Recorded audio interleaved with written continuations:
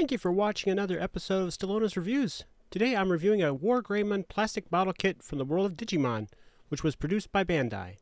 I picked this up for about 45 ducats on Amazon. I'll put the link in the description. This was a fantastic build, typical of Bandai's quality.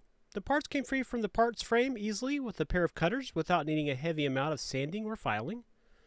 The model is not only posable, but also remarkably sturdy, a testament to Bandai's commitment to quality. The coloring is cartoon and manga accurate for the most part, though the silver areas aren't really shiny. The shield on the back opens and closes to become almost wing-like. It can also be removed from his back and placed on his arm with a special connecting piece included with the kit.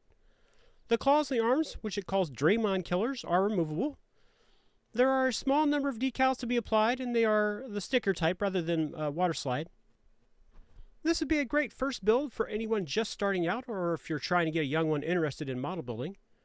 The box recommends this for ages 15 and up, but I think you could go younger with some mild supervision, as the instructions are easy to follow, and most of the parts went together well without needing a whole lot of force to push them together.